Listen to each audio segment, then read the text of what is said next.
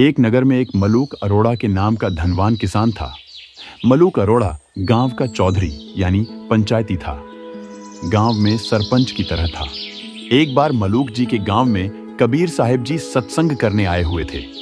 कबीर साहिब जी जिस भी भक्त के घर यहाँ सत्संग करने जाते तो भक्त लोग गुरु जी की सेवा में खीर हलवे का प्रसाद बनाते थे। लेकिन गांव में स्वयं को बुद्धिमान समझने वाले कुछ लोग कबीर साहिब के भक्तों का अपमान करते थे। उनमें से एक ने जाकर मलूक राम जी को बताया, चौधरी जी, गांव में एक ठग आया हुआ है जो लोगों को मूर्ख बना रहा है और रोज खीर हलवे के प्रसाद बनवा बनवा कर खा रहा है। अच्छा, ठीक है, मैं देखता हूं उसे। कहां आया हुआ है? किस व्यक्ति के घर है? वह तो रोज नए नए घर और पकवान खाता है। आज वह धन्ना राम के घर ठहरा हुआ है। मल्लूक राम जी धन्ना भक्त के घर गए जहां कबीर साहिब जी सत्संग कर रहे थे। अरे धन्ना भाई, आज क्या हो रहा है आपके घर? साहब जी, हमारे घर आज सत्संग है और खीर हलवे का प्रसाद भी बनाया जा रहा है। आप भी आइएगा सत्संग में। बड़े पहुंचे हुए संत है हमारे गुरुजी। अच्छा, कहाँ है आपके गुरुजी?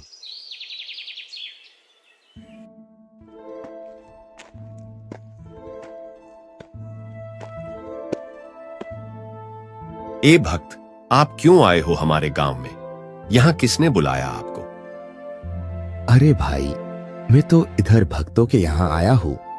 आप कहते हो तो चला जाता हूँ, लेकिन मैंने क्या गलत कर दिया?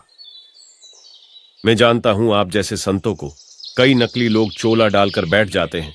कोई काम क्यों नहीं करते तुम लोग? भोले भाले लोगों को ठग रहे हो।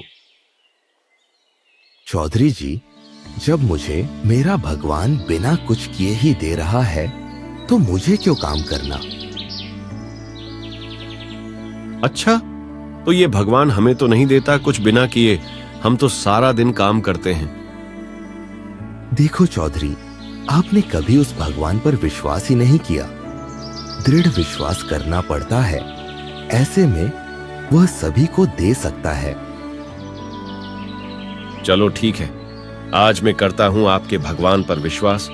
आज न तो घर में खाना खाऊंगा और न ही इस नगर में। देखे आपका भगवान मुझे कैसे खाना खिलाता है।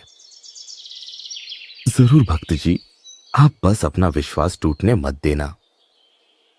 हाँ, मैं भी भक्त ही हूं और अब तो विश्वास रखकर ही देखूंगा। लेकिन मेरी एक शर्त भी सुन लो। अगर आपके भगवान ने मुझे भोजन नहीं दिया तो आपको मेरा सेवक बनकर खेतों में काम करना पड़ेगा।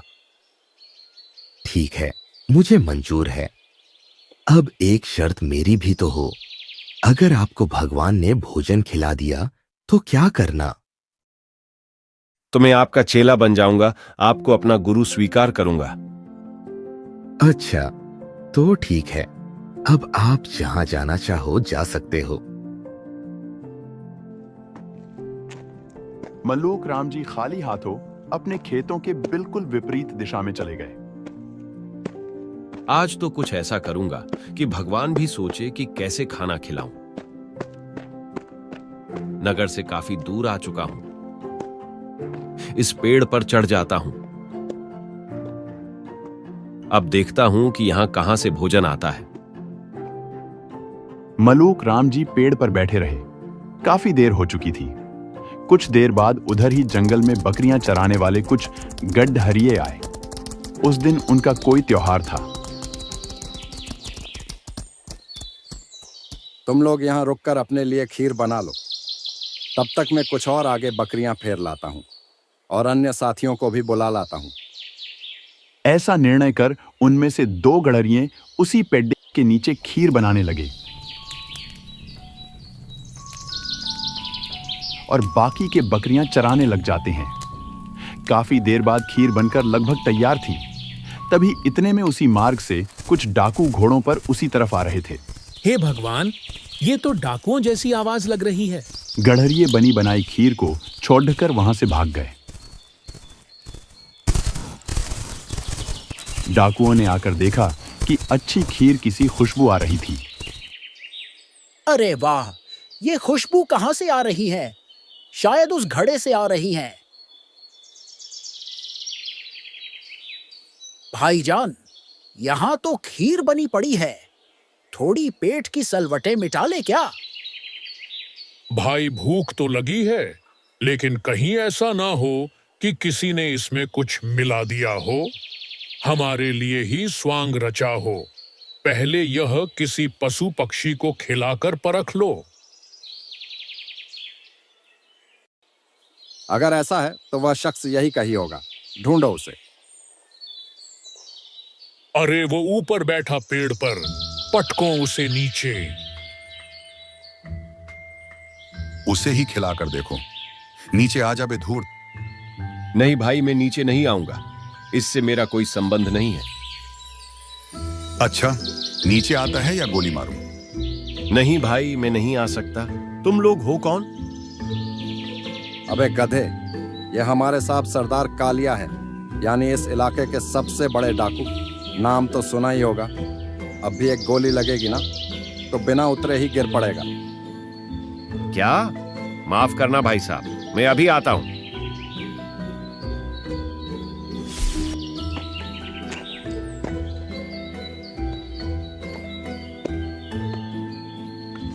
चल चुपचाप इस खीर को खा। नहीं भाई साहब, आज मैं ये खीर नहीं खा सकता। अच्छा, इसका मतलब तूने इसमें कुछ तो मिलाया है और तू मेरे सामने बैठकर भी इतनी हिम्मत दिखा रहा है। चल, जाते जाते ये बताता जा कि तूने इसमें क्या मिलाया है और किसके कहने पर यह सब किया है। आज तू मरेगा। नहीं नहीं सरदार भाई, ये खीर में नहीं बनाया। ये तो कुछ गडरिये इधर आए थे, उन्होंने बनाई है। मैं तो बस पेड़ पर बैठा देख रहा था। इसमें कुछ नहीं मिला रखा। तो फिर तू इसे खा क्यों नहीं रहा? इसे खा ले वरना गोली मार दूंगा। मेरे को और मत उकसा।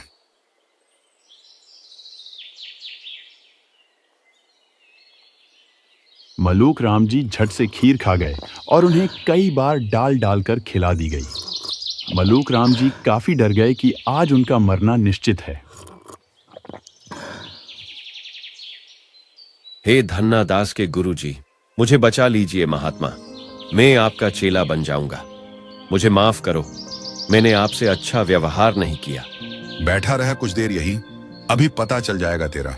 लेकिन मरने से पहले पूरा सच उगल दे। डाकू भाइयों, असल में इस खीर में कुछ भी नहीं मिला रखा। यह खीर बनाई ही कुछ गडरियों ने है। मैं तो बस इसलिए नहीं खा रहा था कि मेरी एक संत जी से शर्त लगी थी। उस शर्त के लिए इधर जंगल में आकर बैठा था कि कोई मुझे खाना ना खिला दे। मैं तो इस नगर का चौधरी हूं, मलूक राम नाम है मेरा। चल जा, तू पहला आदमी है जिसे मैं जिंदा छोड़ रहा हूं। भाग जा यहां से।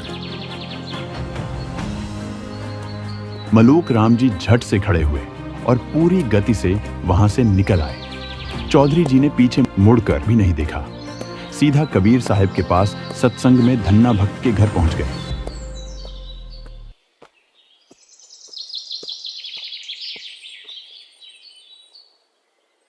क्या हुआ चौधरी जी? इतना घबराए हुए से क्यों लग रहे हो? भगवान ने आपकी भूख नहीं मिटाई क्या? मलूक राम जी कबीर साहब जी के चरणों में गिर गए। क्षमा कीजिए महात्मा, आपकी लीला आप ही जाने। आपका भगवान तो मार मार खीर खिलाता है और ना खाता तो मारा जाता। आप ही की रजा से जिंदा बच पाया हूं।